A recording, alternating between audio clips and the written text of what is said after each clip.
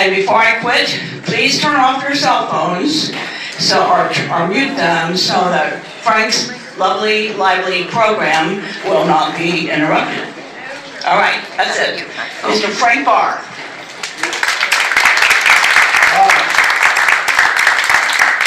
I appreciate everybody coming. I didn't expect anybody to be. We can't hear you. Well, let's see, can you turn it up a little bit? Testing, 1, 2, 3, 4, 5, 5, 4, 32. Still How can't about hear that? you. No? It's not working. Right. How about now? Oh, yeah. What am I gonna do? Huh? Can you increase it? She has to fix that. It was fair. It's like if you're doing karaoke. How about that? Yeah. Okay? All right, I don't know how much potpourri you guys can stand in 45 minutes, but more importantly, I don't know how much I can stand. For those of you who didn't recognize me from my official Speakers Bureau photo, I thought I'd put up my, guess.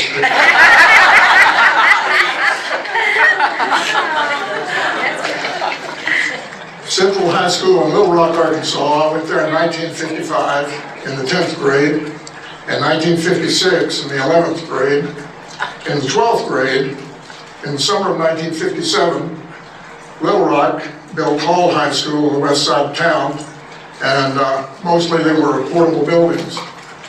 All my friends opted to go to Hall. They asked me what was I going to do, and I said I'm going to Central in my senior year of the 12th grade. There was a lot of apprehension that year because of Brown versus the Board of Education in 1954. The Supreme Court had ruled that segregation was unconstitutional. Eisenhower made sure that integration was enforced.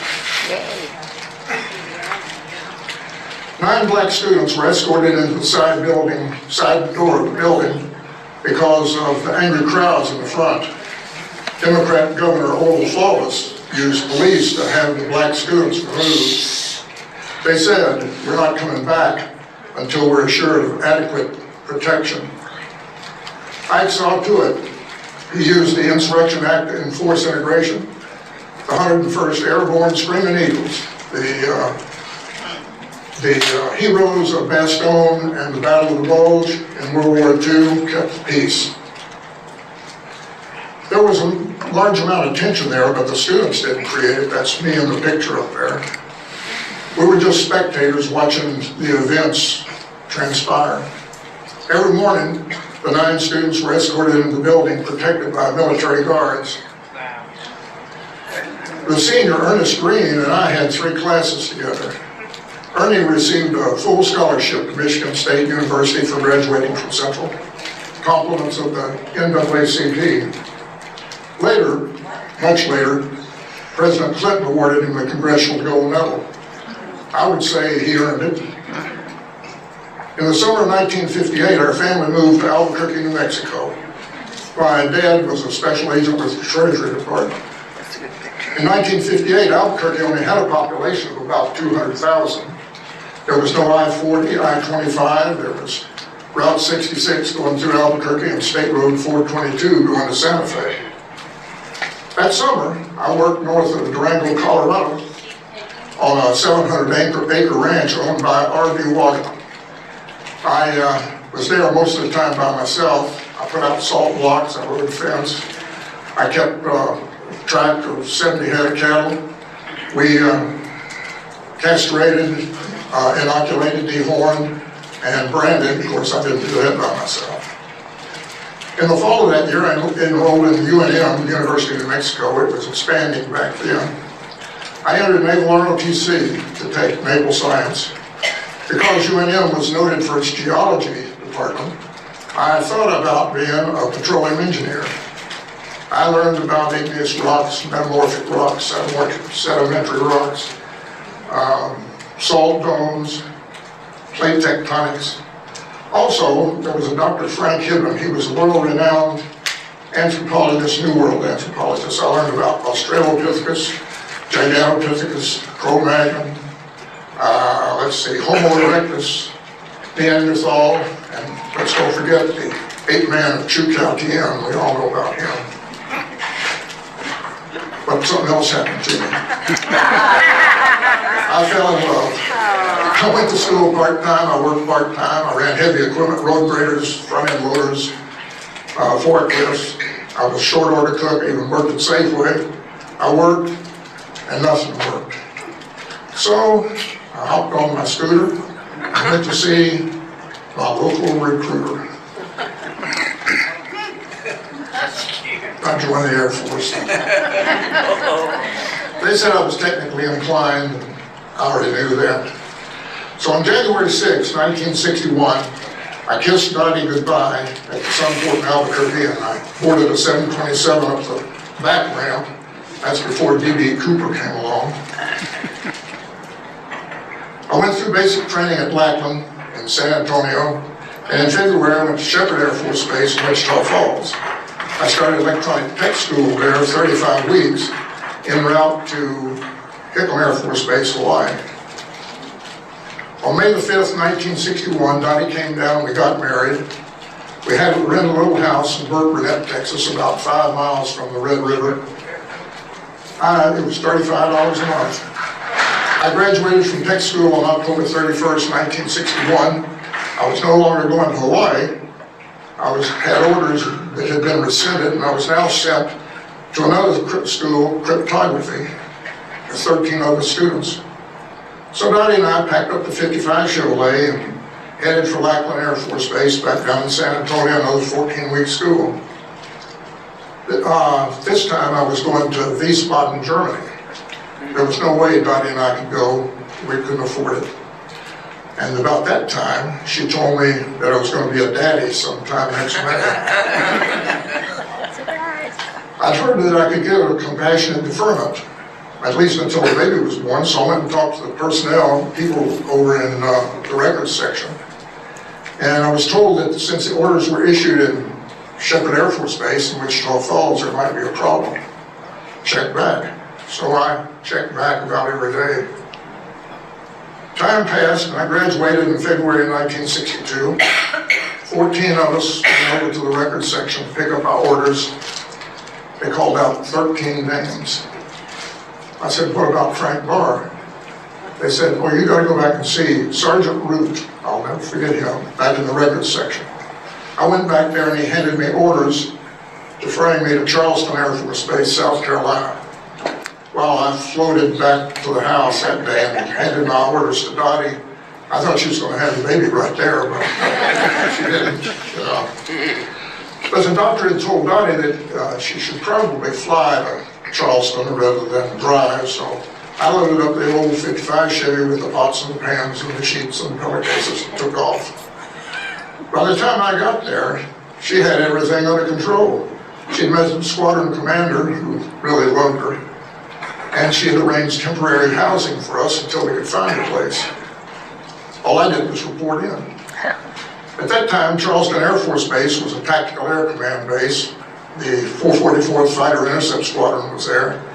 They flew F-101 Voodoos, F-102 Delta Daggers, and F-106 Delta Darts. The military airlift was there, military air transport service. They flew 124s and 130s, and later C-141s. I was a member of the 1968 Communications Group. I was still taking USAFI courses, that's U.S. Air Force Institute courses. The squadron commander asked me if I would take over the base Mars station, military affiliate radio system. How could I refuse him? So while I was there, I designed a rhombus antenna using my Terman's engineering handbook.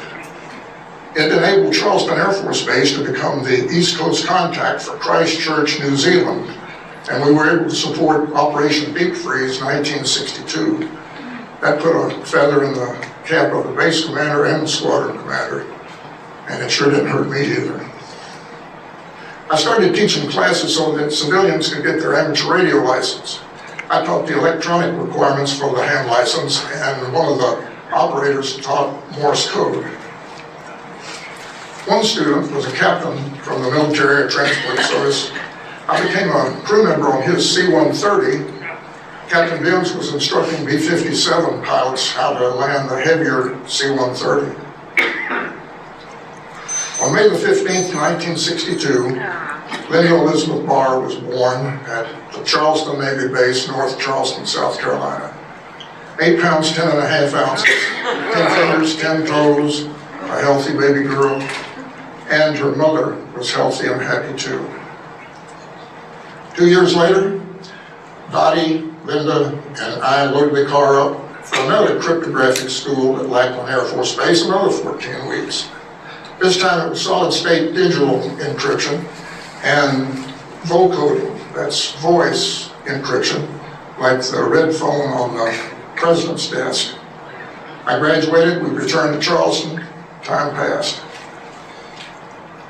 Finally, the time came when we had to make a decision, so we re-enlisted on 5 January 1965, and the Air Force found me.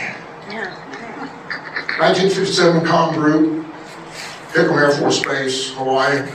Dottie, Linda, and I returned to Albuquerque. Our parents lived there, so we set up housekeeping, and I boarded an airplane for Honolulu. Hickam Air Force Base, tropical breezes, coconuts, sunsets, hula girls. I handed my orders to the orderly room clerks, and this is what I got. What are you laughing at? 1957 Com Group, Detachment 1, Johnston Island, the Rock. Where is it? That little white speck up there? 715 miles southwest of Hawaii, 1,300 miles east of Kwajalein, a mountain 14,000 feet deep, 7-foot elevation, 1 degree off the equator, unaccompanied. That means no dependents, 365 days. Welcome to good old Johnston Island.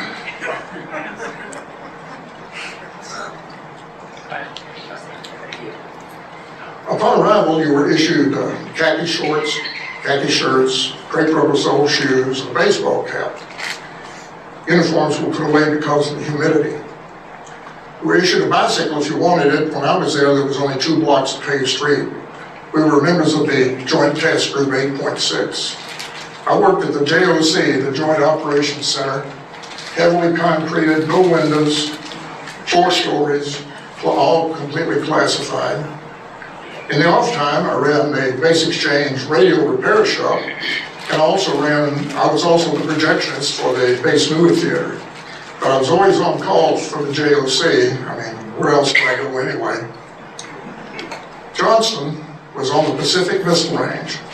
On July the 25th, 1962, just 3 years before, a Thor missile exploded on the launch pad, scattering highly contaminated debris all over the island. Service personnel were heavily exposed to radiation both during the explosion and in subsequent emergency cleanup efforts. They all suffered long-term effects from radiation-based cancers, some lethal. When I was there, the mission was secret, anti-satellite defense, launch, into orbit, locate a target, destroy it, but with a non-nuclear warhead, a nuclear warhead that would be easily detectable might trigger escalation of the Cold War. The sounding rockets that you see there test atmospherics for the main launch. The main launch was a PGM-17 Thor. It was the first intermediate range ballistic missile in the Air Force inventory. It had a range of 3,200 miles. It was 65 feet high, 8 feet in diameter, and weighed 109,000 pounds at liftoff. The white building in the foreground that you see was the hangar that it's kept in. It's rolled out horizontally, raised vertically, and then loaded. The whole complex there was called the bowling alley, and you can see the relative size from the guys down here pointed at by the arrow. During a dangerous propellant loading, a DPL, non-essential personnel had to evacuate the 1,200 feet away from the bowling alley. So we all went fishing out on North Island. I saw 4 night launches. There's no sound, but that's okay. I saw a number of daytime lunches, but the night lunches were spectacular. You couldn't even look at the exhaust. There are 4 islands within the atoll, and the LCM was the method of transport to the other 3 islands. To pass the time, we sometimes played harmless pranks on one another. As an example, I came home one night after running the base movie theater. The hallway in the barracks was dark. I reached to the door, my doorknob. There was barracuda jaws locked on my doorknob with a note attached that said the Red Baron. We all had secret code names: the Red Baron, the Black Knight, Snoopy, Batman, Superman, the Joker. When a person had done his time on the island, it was customary to pass on a relic to his replacement. The man I was replacing gave me a treasure. It was a pink and white striped shirt that was so thin it had been washed so many times it was almost transparent. One day, a few of us decided to go fishing in the LCM. I wore my pink and white striped treasure. We had engine trouble, and we were there for about 8 hours. A lot of us got sunburned. One guy had to go to the hospital. When I got back to the barracks, I took off my pink and white striped shirt. I was sunburned with pink and white stripes. I was a sight to see. I was immediately given my code name, and you guys better not use it. The Pink Fink. I guess you could say that my secret code name had been exposed. Anyway, of the 4 islands, 2 were man-made. There was North Island and East Island. North Island was the long-haul transmitter site, and East Island was the receiver site. They were about an acre each. One night, radio guys called me on the phone and said a C-130 was flying over, and the aircraft commander wanted to talk to me. So I got on. It was Captain Benz from Charleston. He was just giving me a hard time about being on JI for a year, and he was going to Australia to eat steak. Just another one of my friends. Sand Island, the other naturally occurring island, was a bird sanctuary, and it still is. Every bird on the west coast of the Americas must land on Sand Island. In the 1700s and 1800s, the island became a source for guano. And you all know what guano is if you watch the last karaoke program, Dirty Birds. The U.S. Coast Guard operated a LORAN station, long-range radio navigation. It was, this was before GPS. The tower was 625 feet high, and I would hate to be the guy that had to go and change the clearance light bulbs and that thing. It was decommissioned in 1992 with the advent of GPS. Also on Sand Island was the Baker Nunn camera installation. It was part of SPADATS, the Space Detection and Tracking System. It kept track of and cataloged orbiting objects, especially those of our adversaries. It is or was a remarkable camera system. It could photograph an object the size of a basketball in low Earth orbit, and that's about 120 miles. But it wasn't all work. There was a pitch and putt golf course. There was fishing every month. $50 prize was given for the largest fish in a particular category. There were small sailboats, sunfish class, scuba classes. There was no surface swimming. You'd be a topwater bait for the sharks. There was a softball league. I was on the all-star team that year playing center field. That's me on the bottom right there.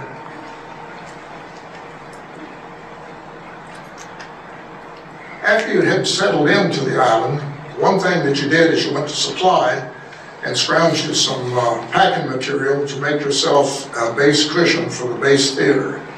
The fold-down outdoor seats of the base theater had no cushions, so your standard movie-going equipment was your poncho, because it rained, and your homemade seat cushion. The movie cost 25 cents. I received $21 a month as projectionist from Armed Forces Radio and Television Service, AFRTS. I ran 2 simplex 35mm projectors and received 3 movies a week. On Monday and Tuesday, I ran a movie. On Wednesday and Thursday, I ran a movie. And on Friday, I ran the third movie. On Saturday, I ran that movie, but I picked one of the movies from the week and ran a double feature. AFRTS didn't appreciate it. I told them, come on down and we'll talk about it, but they never did. One day I received a call from the guys at the Johnston Island Air Terminal. They were wondering if I could fix their PA system. It had been on the blink for a year, so I went over and fixed it. They asked, how can we repay you? I said, when I leave here, I want connecting flights, because some guys had sit in Honolulu for a week or 10 days before they got out. So with 365 days on Johnston Island, I boarded a Northwest Orient flight that had come in from Kwajalein and was going to Honolulu. I sat on the port side of the aircraft to be able to see my barracks one last time. Our barracks was less than 75 feet off the runway. As the airplane rolled by and I looked out the window, all my friends were lined up outside.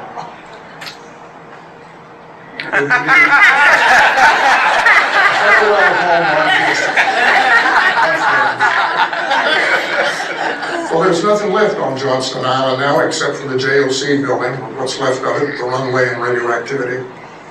Plutonium-238 has a half-life of 37 and a half years, it's only been 64 years. And plutonium-239, which is also there, has a half-life of 24,000 years. Due to the alpha contamination, the island is closed. Returning to the States, Dottie, Linda, and I moved to Rancho Cordova, a suburb of Sacramento, to Mather Air Force Base. I was a member of the 2034th Communications Squadron. The Super Guppy flies from Mather.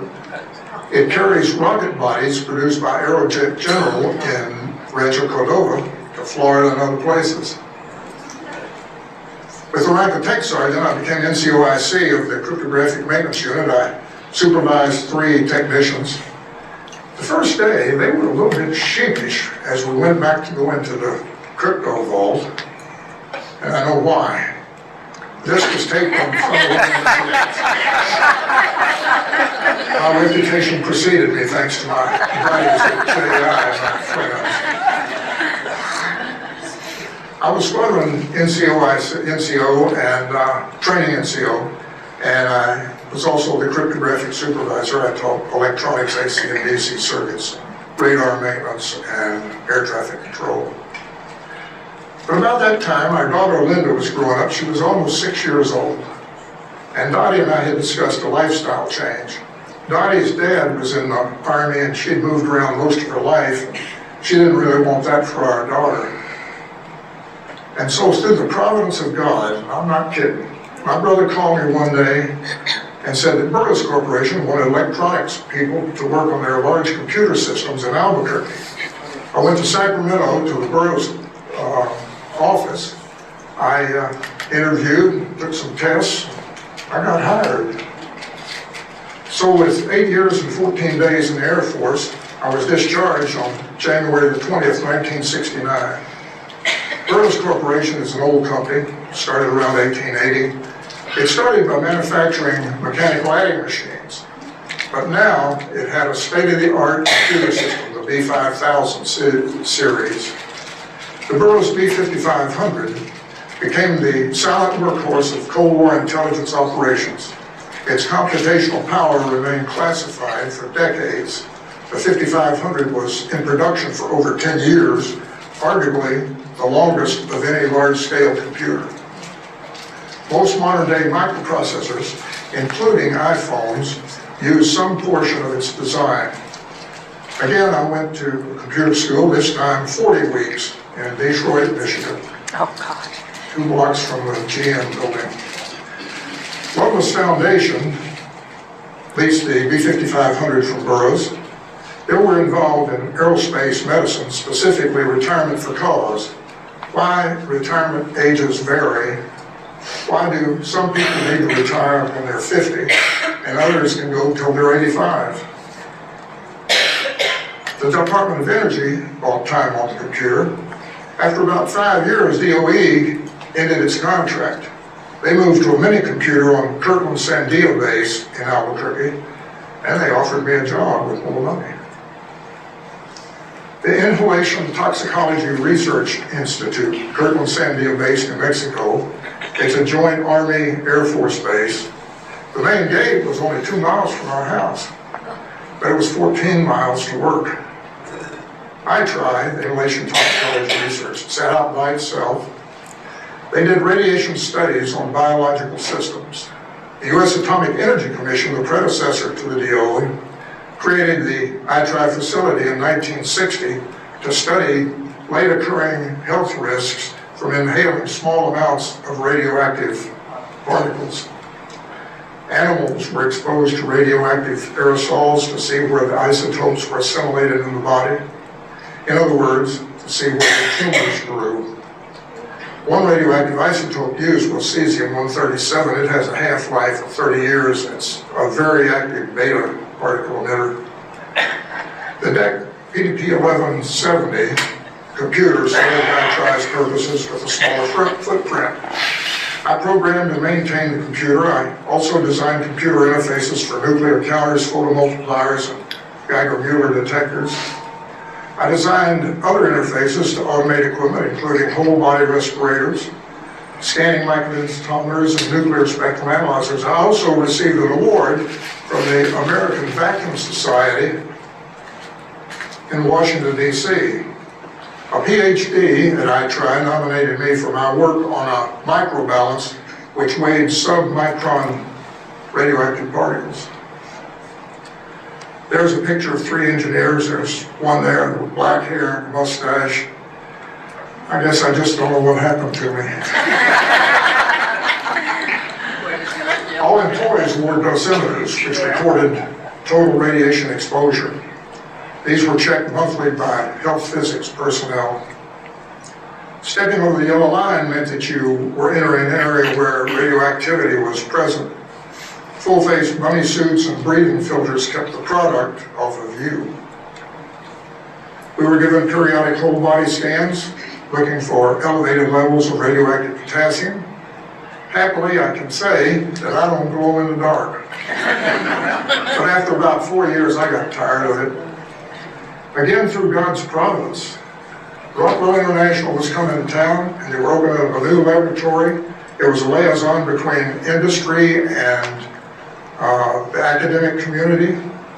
I went down and applied. By golly, I got the job. Rockwell was paying California wages in New Mexico.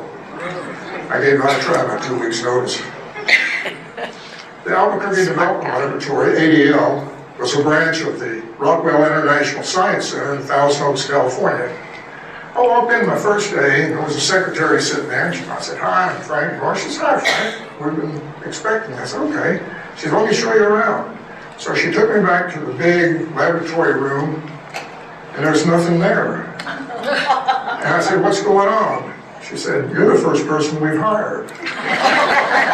So then the test equipment started coming in, the laboratory equipment started coming in, so I set it all up on all the lab benches the best way I knew how. Adjacent to the main building was a smaller building. It was going to be a machine shop, and because I had forklift experience, I moved in the lathes and the drill presses and the mills and set that all up. Finally, people started coming.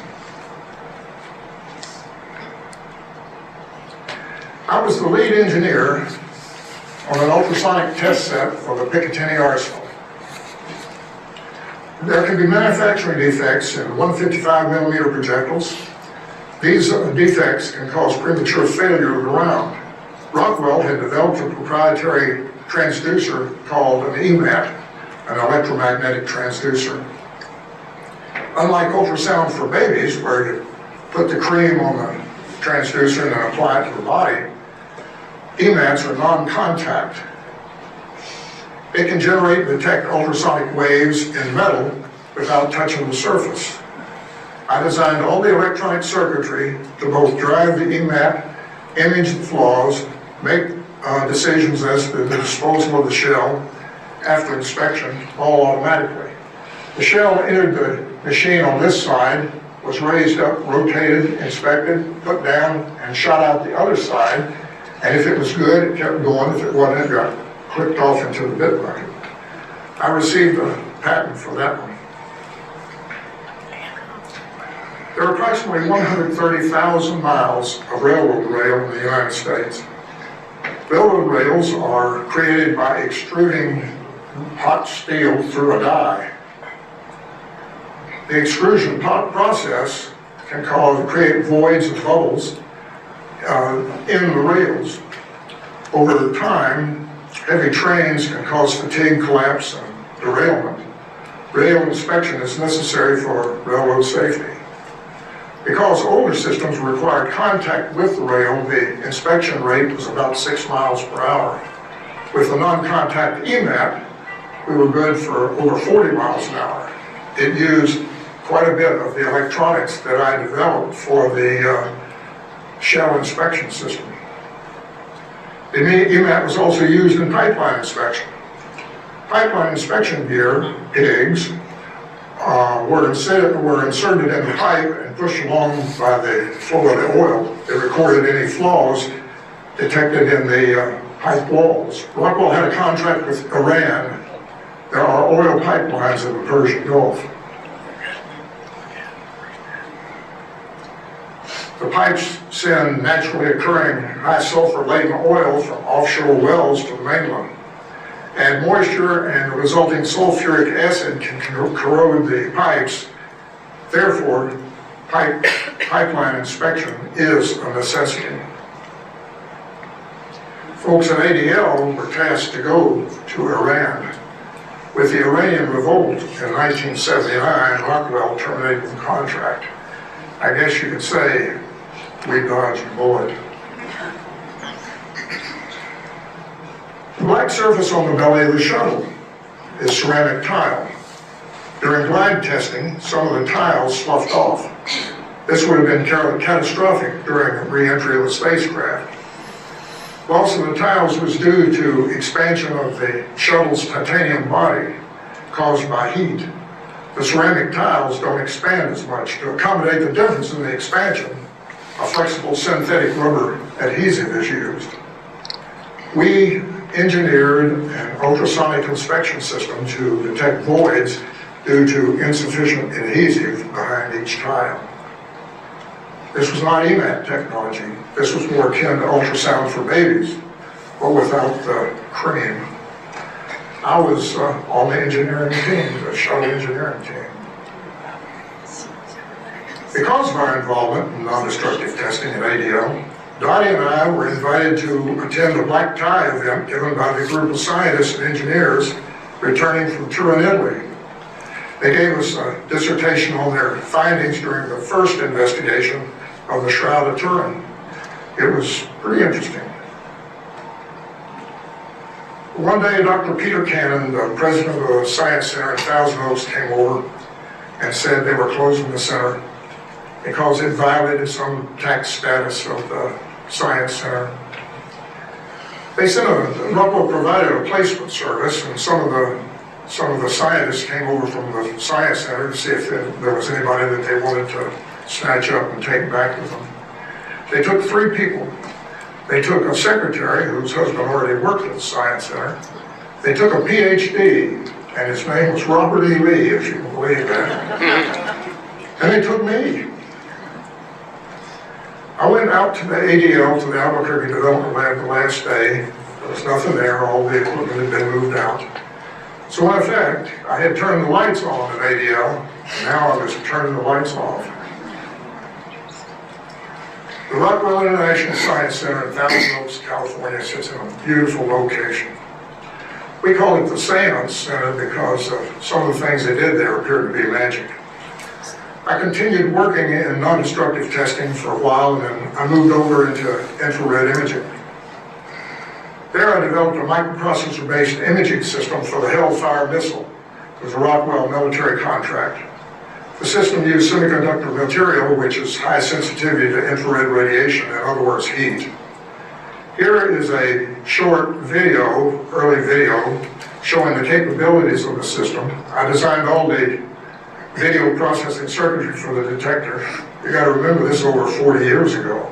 But the thing to remember is the cat's eyes are not more than 1/10 of a degree more hotter than its body. That's remarkable. This is our little West Highlands Terrier. You can see his tail light. The blue portions are cooler than his fur where he's drawing in air. But it wasn't all work. Hurry up, Sam, get off there, boy. There we go. I also emceed the Christmas show every year, and I want you to notice my plastic clean room smock that I transformed into a sharp tuxedo.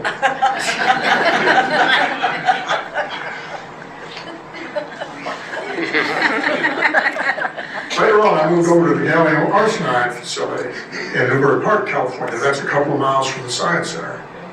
Gas semiconductors are faster than silicon semiconductors. They're used in spacecraft electronics because gas is more impervious to higher energy particles encountered in space. I developed all the parametric test software for the manufacturing facility. Around 1993, Bill Clinton killed some military projects. Rockwell wanted to opt out. The government said there are 3 secret projects that are going to be completed regardless. I was appointed project manager. The contracts were in Newport Beach, California, 80 miles from Thousand Oaks. I rode a helicopter almost every day for nearly 2 years to Newport Beach.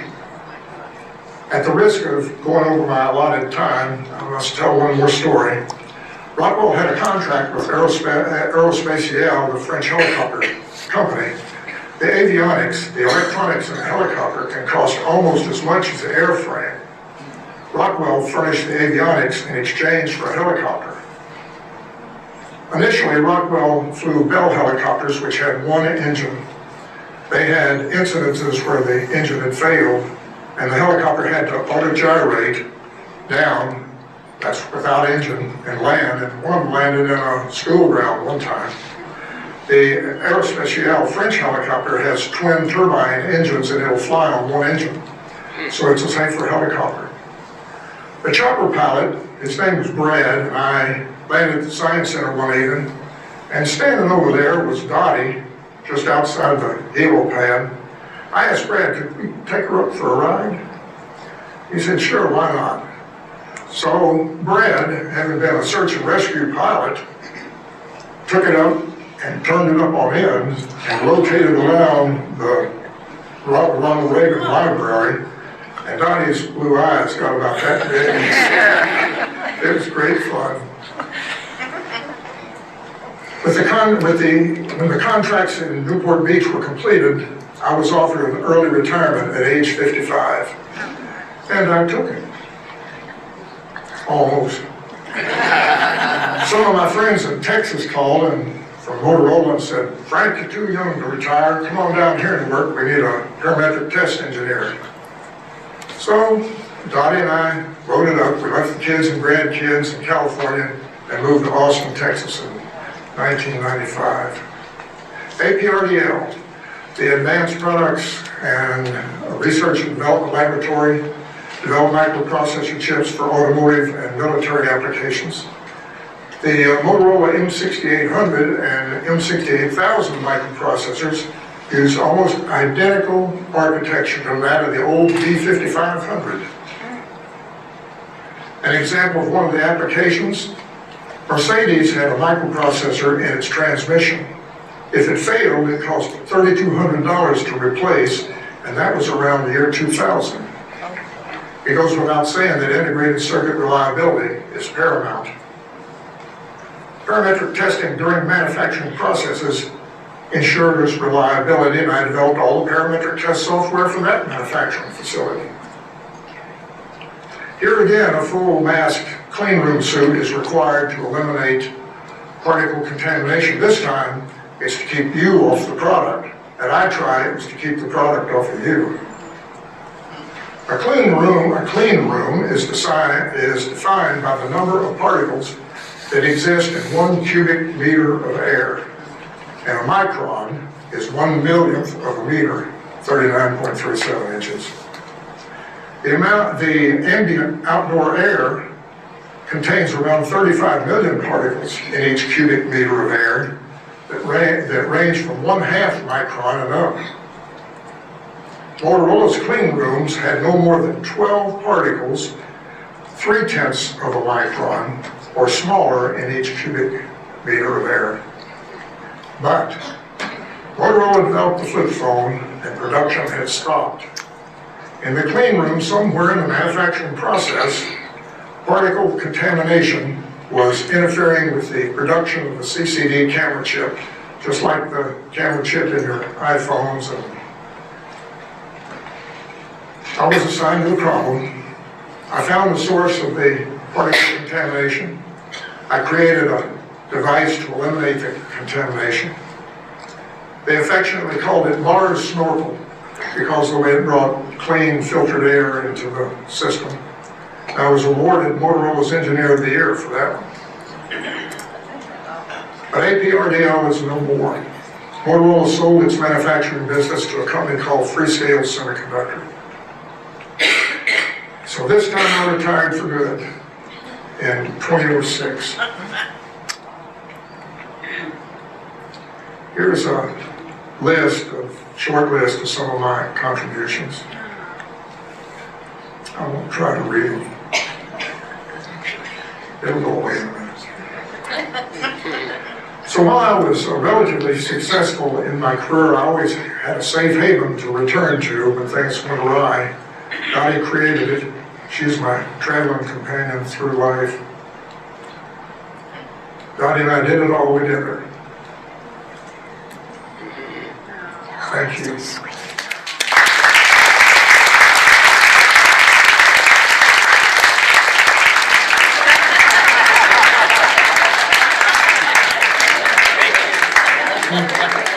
I don't think anybody was really sleeping, were you? I couldn't imagine understanding that list. Sorry, Frank. Really. Half the words were a mystery to me, and I know a lot of science words, but it was so new to me. Do any of you have questions for Frank? Good, I right here. Frank, all of the subjects that you did work in, did you get an honorary degree from any? No, I have no degree. I was a non-degreed engineer at both Rockwell and Motorola. I've got a bunch of hours, but I never got the sheepskin. Tremendous. Did you get a nice award for being Motorola Engineer of the Year? I did that, yeah. Good. I would hope so, yes. I mean, because how much money did you save Motorola when you found the thing to eliminate the particles? You have any idea? Did you buy my flip phone? Did you buy a flip telephone? Uh-huh. We all had them. No, I don't tell you. Well, I know, that's millions I of don't have any dollars. idea how much money it saved. Yeah, that's right, because you could still manufacture. All right, what else? Question over there. Can you? Don't give it to Joe, though. Did you have to have any special security as you were working on the different projects? And I was working on which projects? Any one of the big projects? Well, of course, I had a top secret cryptographic clearance. And then I had a secret clearance at Motorola and a secret clearance at Rockwell. But did you have special security people with you? There were rooms that were locked, and you had crypto locks to get in. And there was security on in the facility, but there was not security from the standpoint of for classified, because it was for people that might be coming in, So we never worried about it because we were buried so far back that it didn't matter that unless they knew the building, they wouldn't ever find us. So Joe's got a question over there.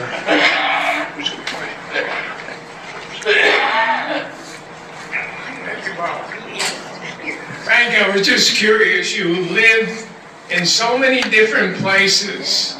Did you ever forget on your way home from work where you were living? No, I do now.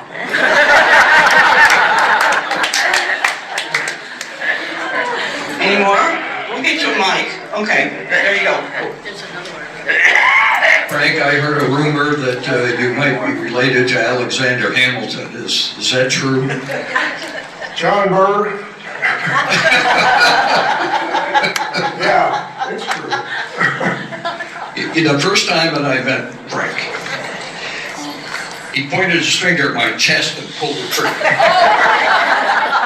He said, "You probably don't realize what I just did, but I was making out for my relative, Alexander Hamilton."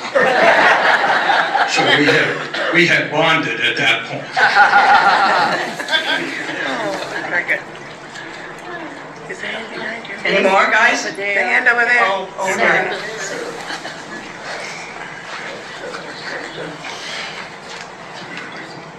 Did you ever have a bodyguard or need a bodyguard? No, just from Dottie.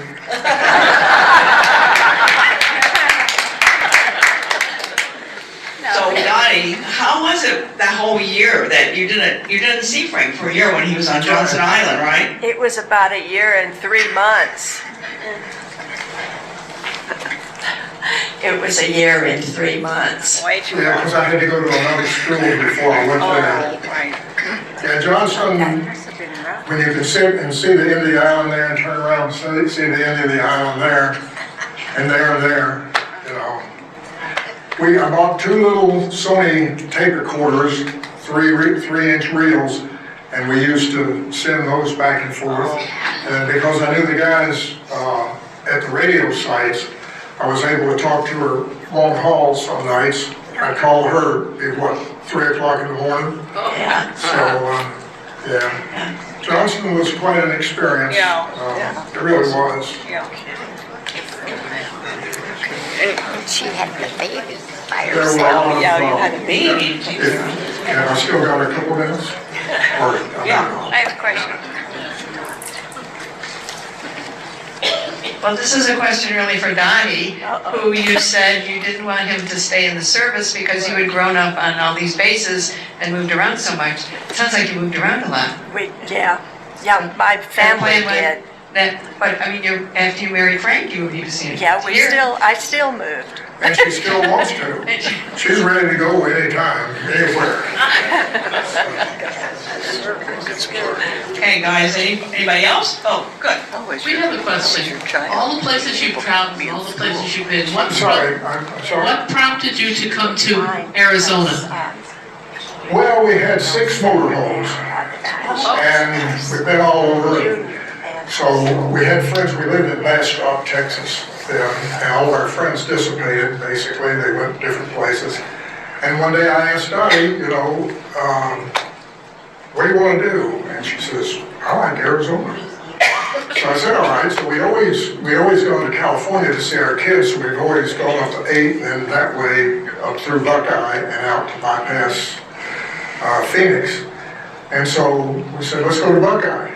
Well, we went to Buckeye and Buckeye is Buckeye. So we went back home and Dottie got a realtor from here and she took us around all the places and we wound up over here in Sun City Grand. The Grand now. And that's how we got here. It's a pretty nice place, really.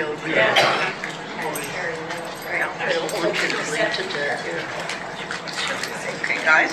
Thank you. More? Well, that's it. It sounds like it might be time to clap for Frank and let us know.